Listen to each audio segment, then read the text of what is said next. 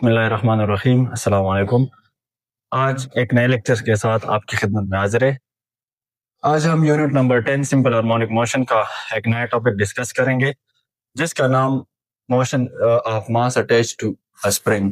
ठीक है, तो डिस्कस कर लेते हैं। सिंपल हार्मोनिक मोशन को हमने डिस्कस किया है, जो कि पहला लेक्चर हमारा सिंपल हार्मोनिक मोशन का हमने time period, frequency, oscillation, vibratory motion, ये टर्म्स डिस्कस किए थे। उसके बाद कुछ असाइनमेंट्स थे।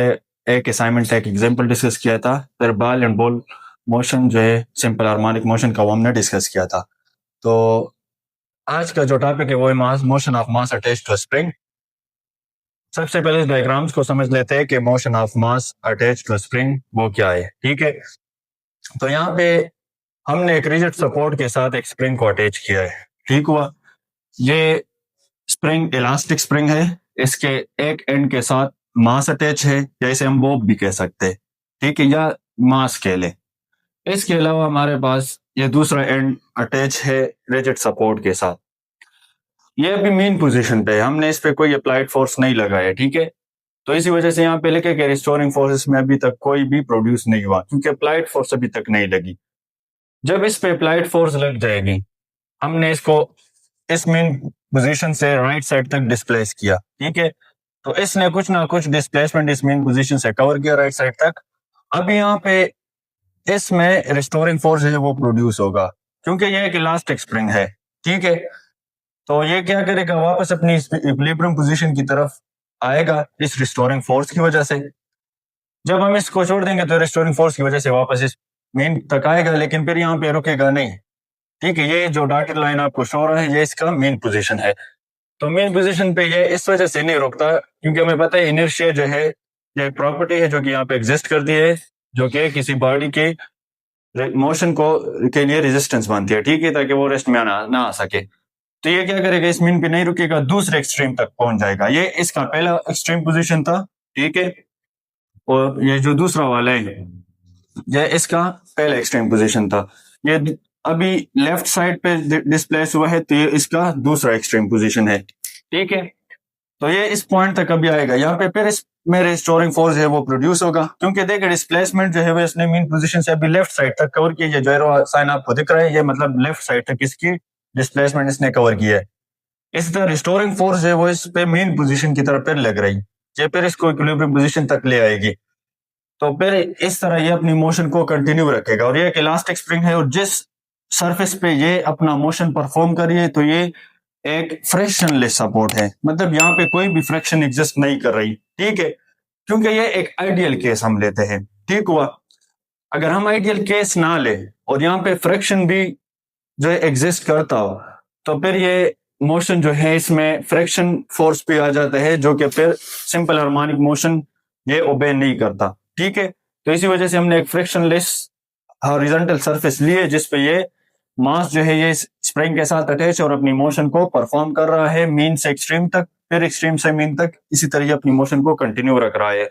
तो यही इसका कंस्ट्रक्शन है, जो कि यहाँ पे मैंने इसके बारे में बताया कि कंस्ट्रक्शन में हमारे पास एक ब्लॉक ऑफ मास m है, जो कि अटैच है इलास्टिक स्प्रिंग के साथ, और दूसरा एंड जो इसका है, तो ये रिजिड सपोर्ट के साथ अटैच है स्प्रिंग का। ठीक हुआ। इसी तरह ये एक फ्रिक्शनलेस हॉरिजॉन्टल सरफेस पे मौजूद है, जो कि उस पर अपनी मोशन परफॉर्म कर रही है। अब यहाँ पे एक लॉ है जिसको हम हुक्स लॉ कहते हैं, जो कि रिस्टोरिंग फोर्स और डिस्प्लेसमेंट के दरमियान रिलेशन को शो करता है। ठीक है, तो हुक्स लॉ में क्या कहते हैं कि कोई आइडियल स्प्रिंग हो जो कि हुक्स लॉ को ओबे करता हो, तो उसमें जो इलास्टिक रिस्टोरिंग फोर्स होगी वो डायरेक्टली प्रोपोर्शनल होगी किसके, डिस्प्लेसमेंट के। मतलब कि यहाँ पे इसने देखे डिस्प्लेसमेंट राइट साइड की तरफ कवर किया, तो रिस्टोरिंग फोर्स इसमें प्रोड्यूस हुआ, जो कि इस रिस्टोरिंग फोर्स की वजह से ये बॉडी अपने या ये मास जो है अपने मेन पोजीशन की तरफ फिर वापस आएगा। ठीक है, तो इस वजह से हम कहते हैं कि रिस्टोरिंग फोर्स डायरेक्टली प्रोपोर्शनल है डिस्प्लेसमेंट के। और ये आइडियल केस हम लेते हैं। आइडियल केस का मतलब ये होता है कि वो केस जो कि वो लॉस को ओबे करते हो। ठीक है, मतलब जो भी लॉज हो ना, तो यहाँ पे अब ये हुक्स लॉ को ओबे करता है, ये जो motion of mass attach to a spring है। ठीक है, replace proportionality sign with constant K called spring constant, या इसे हम स्टिफनेस ऑफ द स्प्रिंग भी कहते हैं। यहाँ पे जो प्रोपोर्शनलिटी साइन हम इसको एक कांस्टेंट से रिप्लेस कर देंगे जो कि के कहलाता है। उसे हम स्प्रिंग कांस्टेंट भी कहते हैं या stiffness of the spring. Stiffness कहते हैं सख्त को, कि कितना ये स्प्रिंग जो है ये कितना सख्त है। लेकिन यहाँ पे हम ये इलास्टिक कंसिडर करेंगे कि इसकी स्टिफनेस भी है, लेकिन इलास्टिक में इसकी स्टिफनेस कितनी है। ठीक है, अब यहाँ पे आपको दिख रहा होगा माइनस साइन भी लगा है। ठीक है, हमने ये इक्वेशन जो है ये चेंज कर दिया, रिप्लेस प्रोपोर्शनलिटी साइन कर दिया, वो किसके साथ, के साथ। ठीक है, माइनस साइन क्यों लगा है? माइनस साइन इस को इंडिकेट कर रहा है कि रिस्टोरिंग फोर्स और डिस्प्लेसमेंट के दरमियान जो है दोनों अपोजिट डायरेक्शन में है। क्योंकि देखें ना, राइट साइड की तरफ डिस्प्लेसमेंट है, रिस्टोरिंग फोर्स इस पे मीन की तरफ वापस लग रही है, इसको मीन की तरफ लाएगी। ठीक है, तो इसी वजह से यहाँ पे दोनों इस टर्म के साथ माइनस साइन लगा है। एज इट परफॉर्म एसएचएम, अगर जैसे कि एसएचएम को परफॉर्म करता है तो हमें पता है कि रिस्टोरिंग फोर्स की वजह से एक्सेलरेशन भी प्रोड्यूस होती है, जो कि न्यूटन सेकंड लॉ से हमें ये जो है मालूम है। ठीक हुआ, तो रिस्टोरिंग फोर्स, अब न्यूटन सेकंड लॉ हमें पता है कि रिस्टोरिंग फोर्स की वजह से एक्सेलरेशन प्रोड्यूस होती है, तो वो इक्वेशन हमारे पास है F restoring force is equal to M A. ठीक हुआ, तो दो जो इक्वेशन हमारे पास आ चुकी है, पहले वाला और ये सेकंड वाला, हम इन दोनों को कंपेयर कर लेंगे। तो comparing equation to M A, मतलब ये रिस्टोरिंग फोर्स दोनों सेम है, तो जब ये दोनों इक्वल है तो इसके ये राइट साइड वाले जो टर्म्स है ये भी इक्वल हो जाएंगे। तो इसी तरह एम ए हमने पहले लिख लिया, फिर इक्वल साइन के बाद माइनस के एक्स। ठीक है, तो अब यहाँ पे हमें पता है मास जो है, अगर ये राइट साइड पे मल्टीप्लीकेशन में इसको अगर हम इक्वल साइन के दूसरे साइड शिफ्ट करेंगे तो डिवीजन में आएगा।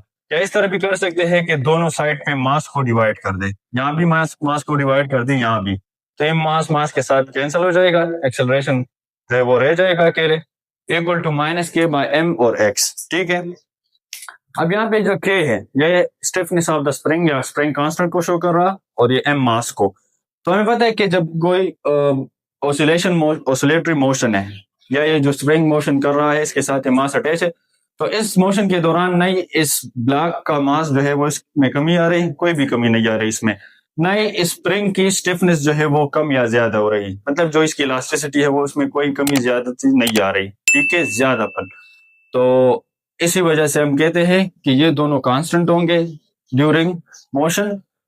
तो ये इक्वेशन पर बन जाएगा a is proportional to minus X, क्योंकि जब ये कांस्टेंट हम रिप्लेस करेंगे वापस तो फिर ये प्रोपोर्शनलिटी साइन के साथ रिप्लेस होगा, तो a is proportional to minus x.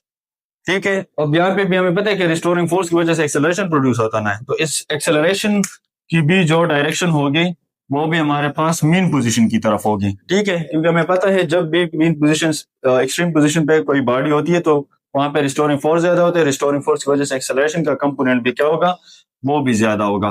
तो ये वापस जब एक्सट्रीम की तरफ आएगा, सॉरी मेन की तरफ जब आएगा ये, तो एक्सेलरेशन का कंपोनेंट आहिस्ता आहिस्ता डिक्रीज होगा, जबकि वेलोसिटी का कंपोनेंट फिर मेन पोजीशन पे क्या होता है, वो इंक्रीज होता है, क्योंकि ये यहाँ पे तो रुकना नहीं ना मेन पोजीशन पे, इसी वजह से दूसरे एक्सट्रीम तक चला जाता है। अब ये हमें पता है एक्सेलरेशन और डिस्प्लेसमेंट के दरमियान जो है रिलेशन डायरेक्टली है, लेकिन दोनों अपोजिट डायरेक्शन में है। तो रिस्टोरिंग फोर्स जब किसी भी मोशन में इंक्लूड होता है तो इसकी वजह से एक्सेलरेशन प्रोड्यूस होती है, जो कि फिर वही रिस्टोरिंग फोर्स बॉडी को मीन तक वापस लाते हैं। तो इस वजह से हम कहते हैं कि ये motion of mass attach to spring जो है ये एसएचएम को ओबे कर रहा है। ठीक है, तो इसकी जो मोशन है वो सिंपल हार्मोनिक मोशन है। तो ये था हमारा आज का lecture motion of mass attach to spring के हवाले से, जो कि ये भी सिंपल हार्मोनिक मोशन को क्या कर रहा है, ओबे कर रहा है। उम्मीद करते हैं कि ये लेक्चर आपको समझ आ चुका होगा। कोई भी क्वेश्चन हो आपका तो कमेंट में आप पूछ सकते हैं।